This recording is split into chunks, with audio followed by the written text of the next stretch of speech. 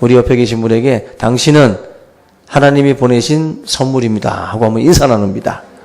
네, 안 믿어지겠지만 안 믿어지죠. 그러나 선물입니다. 오늘 사무엘 3장인데 이제 하나님의 말씀에 따라서 이제 엘리 제사장 가문이 저주를 이제 받게 되는데, 이제 말씀을 대변할 이제 새로운 제사장을 하나님이 이제 일으키셔야 돼요.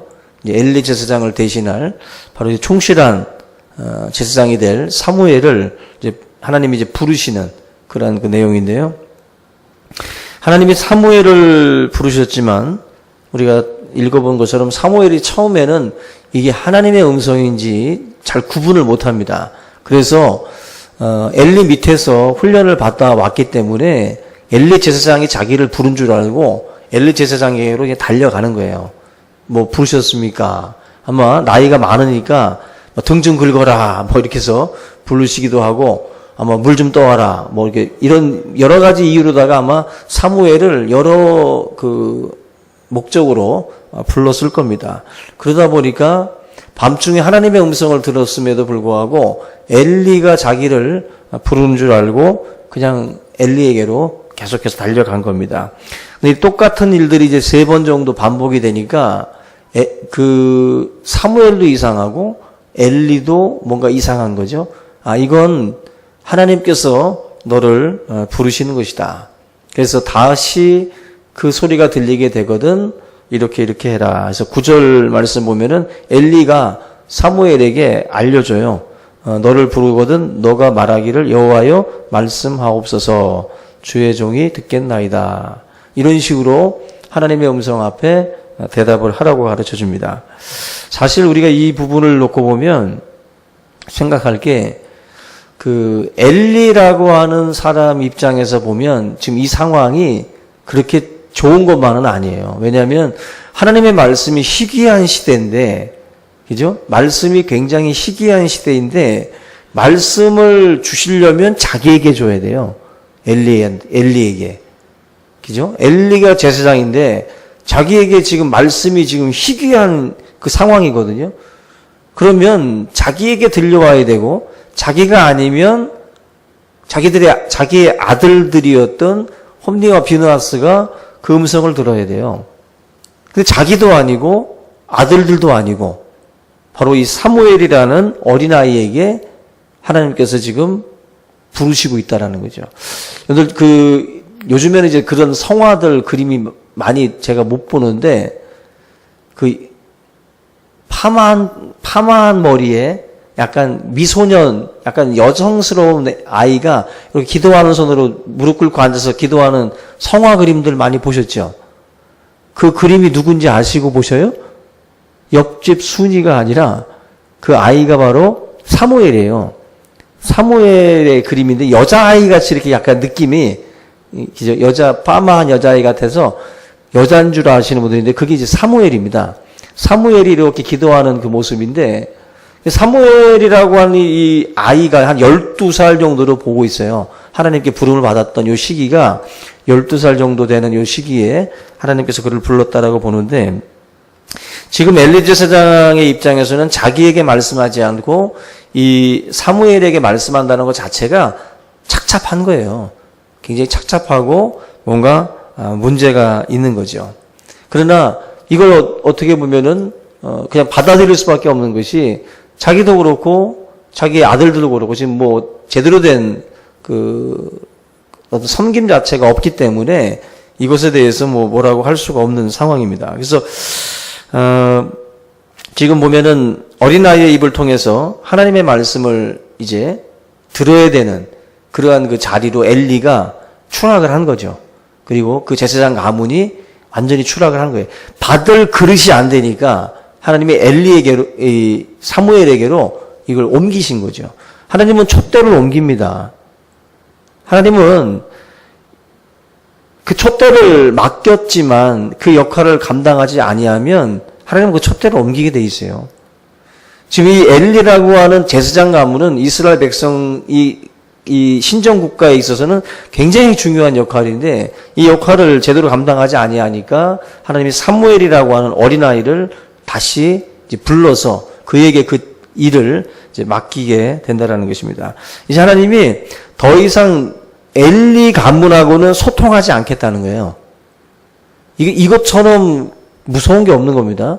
하나님이 소통하지 않는다는 거예요. 너의 가문하고는 아예 나를 경홀히 여기고 나를 업신 여기는 존중히 여기지 아니하는 이 엘리 가문의 자녀들과 이 가정에 대해서는 하나님이 더 이상 소통하지 않겠다. 그래서 이 사무엘이라고 하는 아이를 통해서 다시 하나님이 문을 여시는 거죠. 말씀하시겠다. 여기 10절 말씀 보면은 그대로 이제 사무엘이 엘리가 가르쳐 준 그대로 그렇게 대답을 하는 것을 볼 수가 있습니다. 결국 하나님께서 이 사무엘을 불러서 하고자 하는 말씀이 뭐였냐는 거죠. 그건 바로 그 엘리 가문에 대한 그 심판, 그 저주, 그걸 다시 사무엘한테 알려주는 거예요. 원래 그 메시지를 누가 전해줬냐면은 하나님의 사람이라고 하는 어떤 선지자를 하나님이 보내서 그 메시지를 던져줬어요. 먼저 엘리 가문에게. 근데 다시 한번 하나님이 사무엘에게 그 말씀을 또다시 주는 거예요. 이미 다른 선지자를 통해서 주셨음에도 불구하고 이 사무엘이라고 하는 이 어린아이를 통해 가지고 다시 한번 말씀을 하신다. 그 말씀에 보면은 엘리 가문에 선포한 하나님에게 심판에 대해서 지금 보면은 귀가 울린다라고 하는 이 표현을 쓰고 있습니다. 우리가 사실은 저주의 말을 듣는다는 것처럼 우리를 두렵게 하고 우리의 정말 다리가 다 떨리고 몸이 다 떨리게 만드는 것이 바로 이 저주, 심판에 대한 메시지인데 하나님께서 이걸 2번에 걸쳐서 지금 얘기를 하고 있거든요. 2번에 걸쳐서. 이 사무엘이라고 하는 이 어린아이가 이 말씀을 들었을 때 충격이 아마 굉장히 컸을 겁니다. 처음 듣는 소리죠. 자기가 지금 섬기고 있는 그 엘리라고 하는 제사장의 집안이 완전히 그냥 폭삭 망한다라고 하는 메시지를 이 어린 사무엘이 들은 거예요. 아마 이 사무엘에게 있어서도 굉장한 울림이 아마 있었을 겁니다. 결국 이 저주의 원인은 우리가 앞에서 살펴본 것처럼 그 자녀에 대한 그 교육을 제대로 하지 못했기 때문에 그래요. 따끔하게 뭔가를 가르치고 훈계해야 될 엘리가 그냥 한 번 정도 그러면 안 된다. 왜 그렇게 하냐. 이런 말들은 부모들도 많이 해요. 약간 엄하지 않은 부모들, 그리고 어찌 보면은 그냥 무책임한 부모들은 그냥 그런 식의 언질 한 번 정도 해놓고도 그게 마치 모든 걸 다 한 것이냐 생각을 해요. 자녀들이 왜곡된 길을 걸어가고 진리에서 멀어지고 또 생명에서 멀어지고 있음에도 불구하고 얘야 그러면 안 된다. 뭐 이런 식의 그냥 타이 드는 정도로다가 그치는 부모들이 많습니다. 그게 마치 자기 역할을 다 한 것처럼 생각을 해요. 근데 그게 지금 엘리가 하는 행동하고 똑같은 거예요. 엘리도 말리지 않은 건 아닙니다. 그죠? 엘리도 자녀들한테 그러면 안 된다. 내 귀에 들리는 소리들이 별로 좋지 않다. 그런 말들은 엘리도 했어요. 그럼에도 불구하고 하나님께서 이 가문을 완전히 작정을 하신다는 거죠. 제가 이 조선 영조 때 이름난 학자였던 이재라고 하는 그 학자가 있는데 이분이 어렸을 때 아버지를 여여요. 그리고 이제 호르몬이 밑에서 크게 되는데 당시에 그 이게 작은 아버지죠. 작은 아버지가 이 만성이라고 하는 나름대로 이제 그래도 정치적으로 다 성공한 그러한 분이었어요. 그래서 이 어머니가 이재를 키울 때 아버지가 없다 보니까 아이가 잘못 클까봐 작은 아버지한테 데리고 갑니다. 그리고 이재를 맡겨요.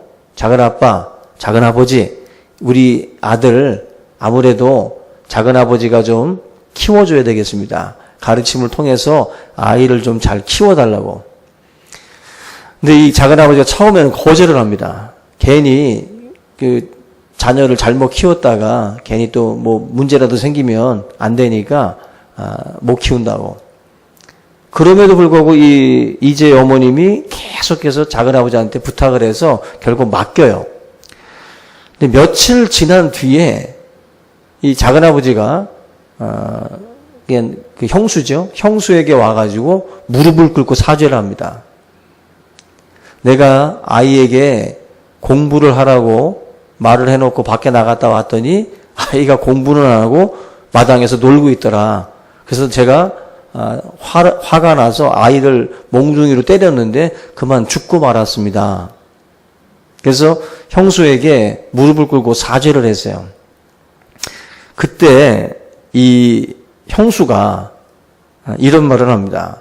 괜찮습니다. 어찌 제 자식놈이 미워서 매를 드셨겠습니까?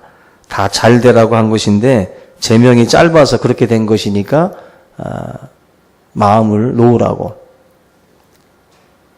그때 여러분 이 말을 들을 때 어떤 느낌이 들죠? 이 글을 보면서 이 엄마 되게 무섭다.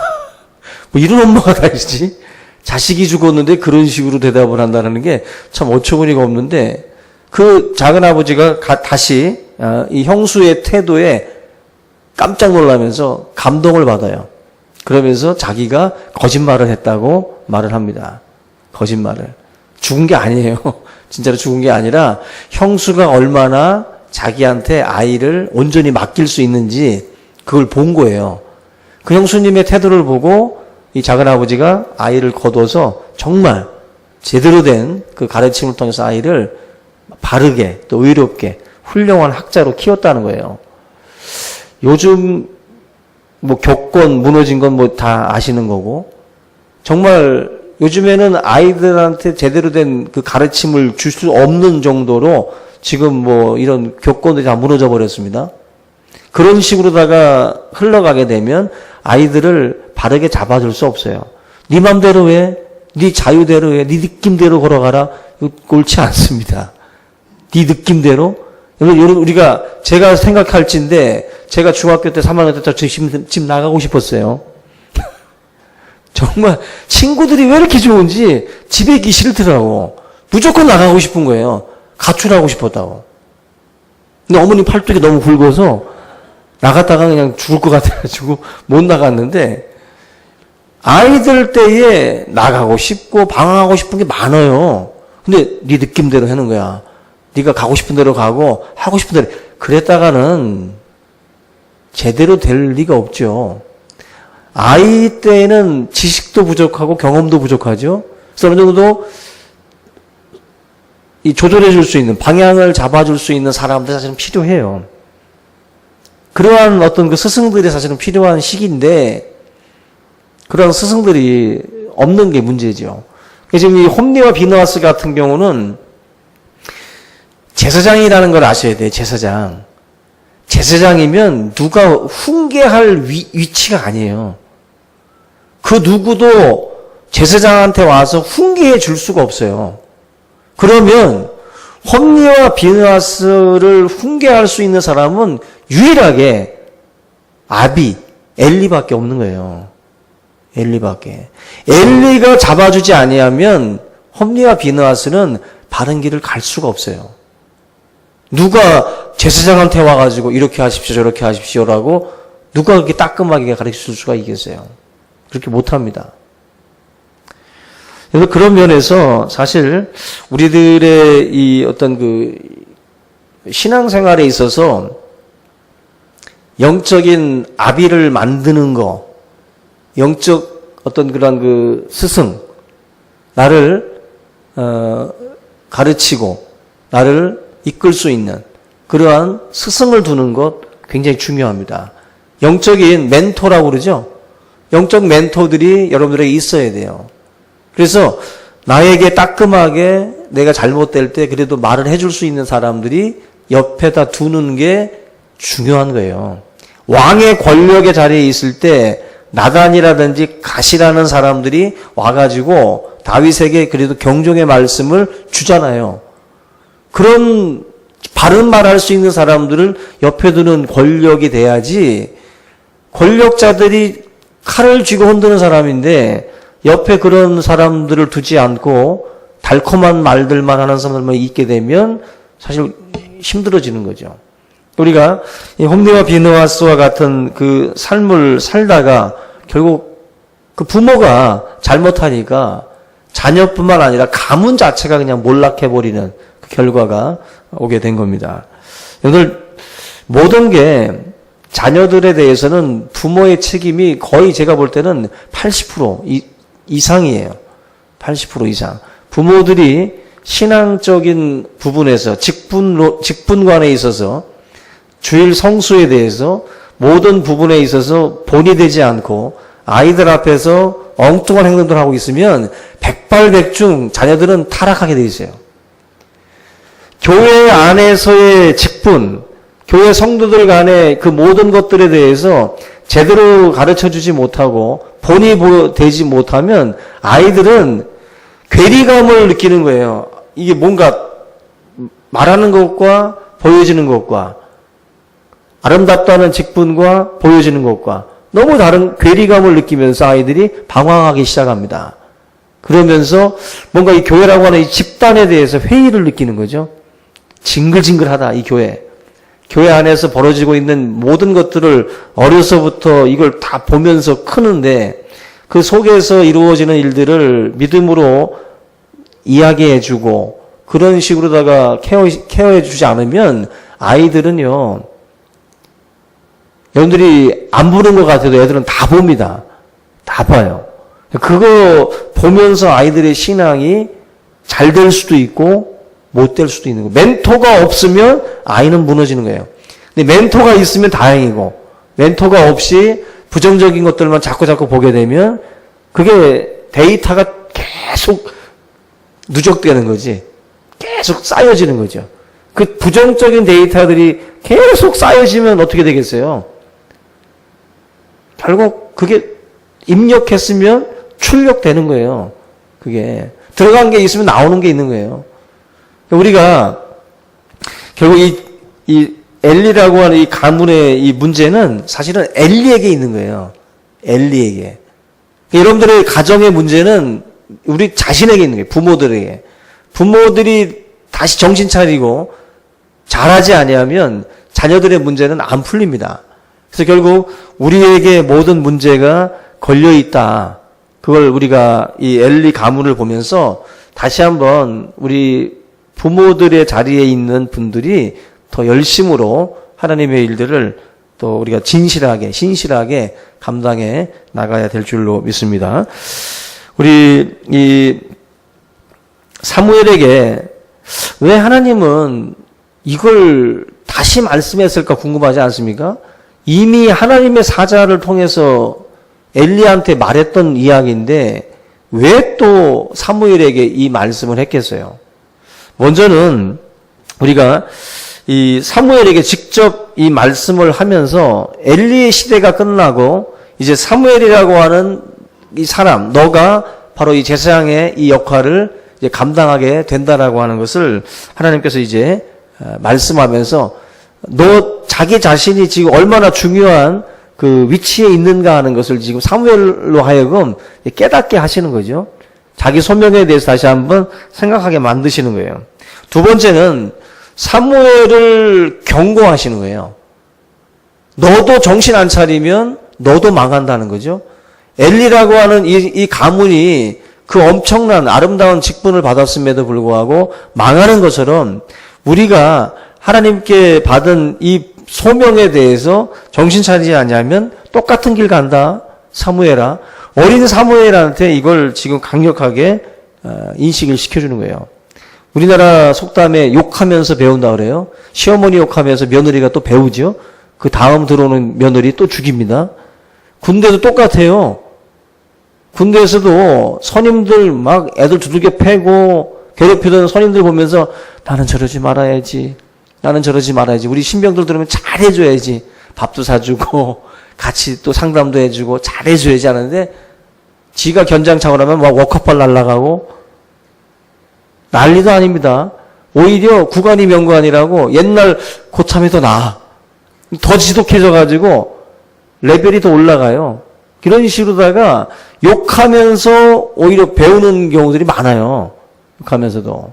사무엘한테 지금 하나님이 경고하는 거죠. 엘리 가문, 엘리 아들들 보면서 사무엘도 배울 수 있거든. 사무엘도 그걸 보면서 그걸 또 따라하는 거죠. 자기도 재밌네. 저렇게도 하래도 뭐 살만하네. 이거 보면서 사무엘이 배울 수 있는 거예요. 하나님이 사무엘한테 지금 12살 때 아주 경종을 울리는 거예요, 지금. 아주 정신 번쩍 나게 지금 하고 있는 겁니다. 결국 우리가 이 위치에 가게 되면 나는 안 그럴 거야 라고 했지만 항상 그렇게 돼요. 지금도 국회의원 당선된 사람들도 보면은 국회의원 되기 전 밖에서 볼 때 얼마나 욕했겠어요, 국회의원들을. 그죠? 아유, 저것들은 맨날 모이기만 하면 싸우네. 왜 저렇게 일은 안 하고 세금만 축 내고 저 짓들을 할까? 항상 그렇게 생각을 했을 거예요. 근데 자기들이 또 그 위치에 가니까 다르죠. 똑같아지는 거예요. 왜 그럴까요?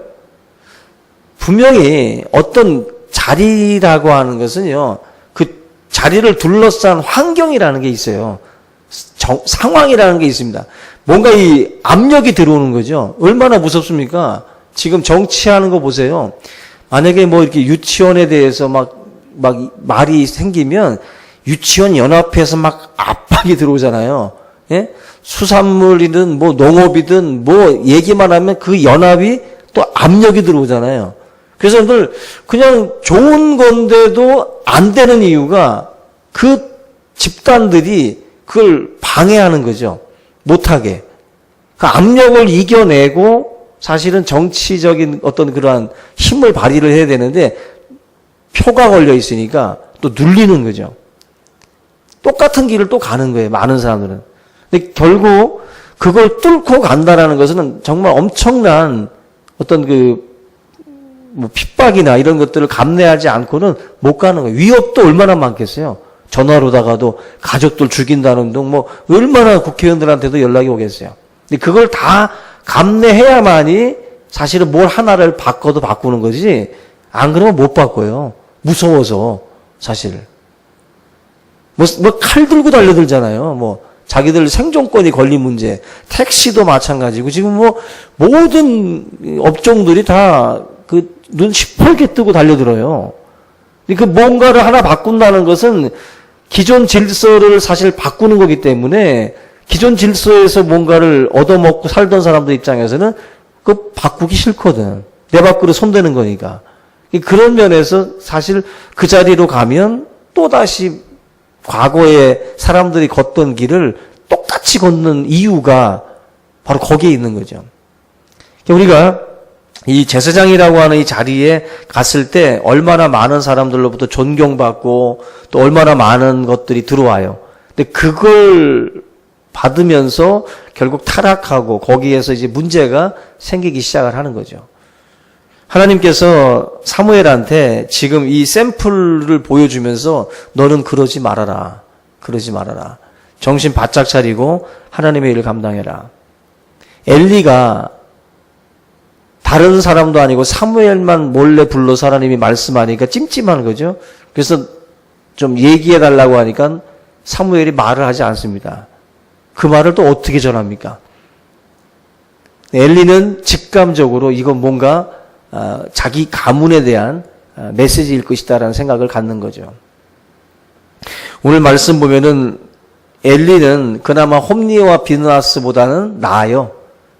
결국 하나님의 선하신 그대로 하실 것이다 하고 하면서 어떻게 보면 하나님의 그 심판에 대해서 그냥 수용하는 입장으로 받아들입니다.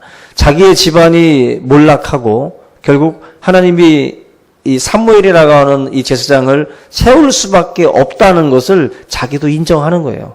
자기도. 지금 이 상황에서 이스라엘이 엘리 가문을 바라보고 살 수는 없는 거예요.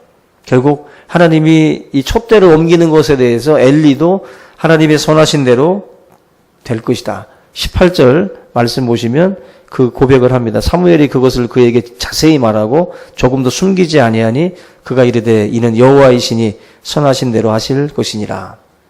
받아들이는 겁니다. 받아들이는 거예요. 결국 하나님께서 이런 방식으로 해가지고 결국 엘리 가문에 대한 그 저주, 심판에 대해서 다시 한번 사무엘을 통해서 말씀을 했습니다. 오늘 저와 여러분들이 두렵고 떨리는 말씀이죠.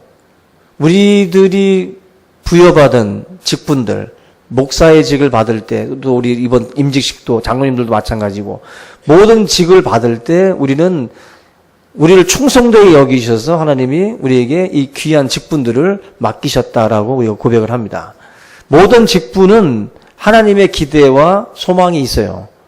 그걸 우리가 항상 염두에 두고 이러한 것들을 통해서 하나님이 이루고자 하시는 계획들을 우리가 생각하지 못하고 자기의 사익을 위해서 우리가 뭔가 잘못된 길로 걸어가게 된다면 그건 분명히 하나님 앞에 우리가 심판을 받을 수밖에 없는 부분이다라는 것입니다.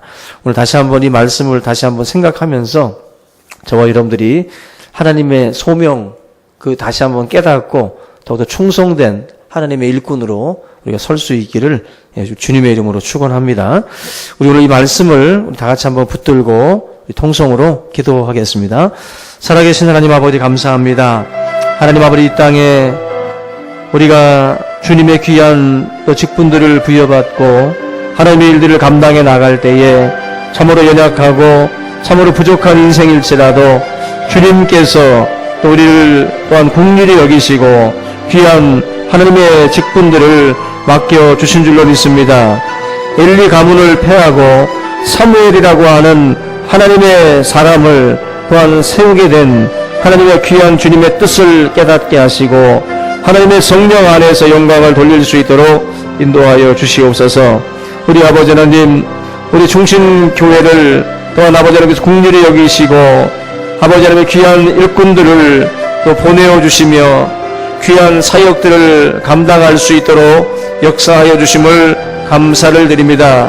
우리가 아버지 하나님 지극히 작은 일 하나를 또 감당할 때에도 하나님의 그 부르심의 그 소망을 따라 우리가 이 일들을 잘 감당할 수 있게 하여 주시고 하나님 앞에 감사와 찬송과 영광을 돌리며 하나님을 존중히 여기고 또 하나님을 경외하는 가운데에 이 직분들을 수행해 나갈 수 있도록 인도하여 주시옵소서.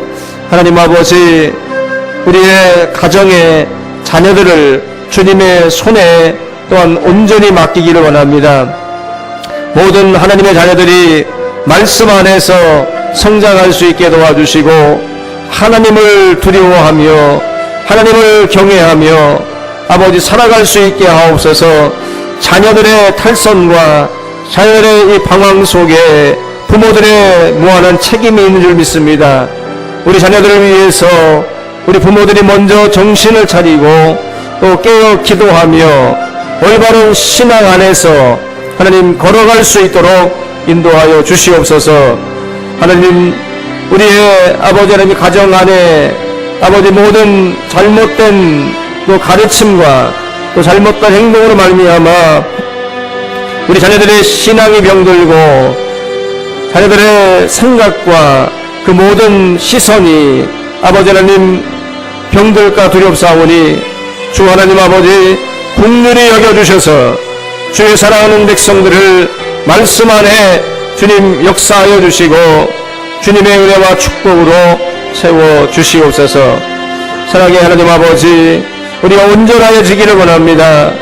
아버지 하나님이여, 우리에게 허락하신 이 모든 소중한 아버지 직분들을 우리의 충성되게 감당할 수 있도록 은혜를 더하여 주시옵소서. 오늘 주의 말씀을 따라서 우리 또한 충성할 수 있게 하시고 성령의 아버지의 가르침을 따라서 우리가 또한 충성할 수 있도록 주님 인도해 주시옵소서. 오 주여 감사합니다. 영광 받아 주시옵소서. 하나님 아버지, 은혜와 사랑을 감사를 드립니다. 부족하고 연약한 인생들을 충성되게 여기시고 귀한 직분을 또 우리에게 허락하여 주신 아버지 하나님, 엘리 가문이 하나님께 부여받은 이 제사장의 직분을 또 충성되게 감당치 못하고 하나님을 만홀히 여기며 그들이 하나님의 것을 도적질하고 하나님의 것을 또한 아버지 하나님 귀하게 여기지 아니하며 주님 앞에 드리는 모든 것들에 대해서 그들이 부정하게 행했던 것처럼 하나님 아버지 우리가 주님을 섬길 때에 우리의 생각과 우리의 행동들이 병들지 않기를 원합니다. 우리의 순수했던 마음들이 또 변질되지 아니하고 언제나 하나님 주님을 경외하며 또 주님을 또 지극히 섬기며 우리가 항상 거룩한 주의 사역들을 또 겸허하게 감당해 나갈 수 있도록 인도하여 주시옵소서. 겸손한 자를 또한 통해서 영광 받으시는 하나님 아버지, 교만한 자를 물리치시고 이 겸손한 자들을 통해서 주의 역사들을 또 하나님 이루어 가실 줄로 믿습니다. 우리 한 사람 한 사람 주님 앞에서 언제나 자신을 낮추며 주님의 귀한 사역들을 감사함과 또 우리 아버지 감격 속에서 이 일들을 감당해 나갈 수 있도록 인도하여 주시옵소서. 엘리 가문의 저주를 보면서 하나님 아버지 우리의 모습들을 다시 한번 돌아보게 하여 주시옵소서. 자녀들의 탈선과 방황의 모든 부모들의 또 많은 책임들이 또 있는 줄로 믿습니다. 먼저 하나님 성령 안에서 정신을 차리고 항상 하나님 주님을 경외하는 가운데에 자들을 주의 말씀으로 양육해 나갈 수 있도록 인도하여 주시옵소서. 하나님 앞에 올바른 믿음으로 자들을 세울 수 있게 도와주시고 주님 앞에 영광을 돌리는 거룩한 또 자녀들로 설 수 있도록 인도하여 주시옵소서. 오늘 밤 하나님 앞에 머리 숙인 모든 주의 성도들에게 주의 성령의 충만함과 지혜를 더하셔서 맡은 바 귀한 직분들을 잘 감당할 수 있도록 역사하여 주시옵소서. 감사하고 예수님의 이름으로 기도하옵나이다. 아멘.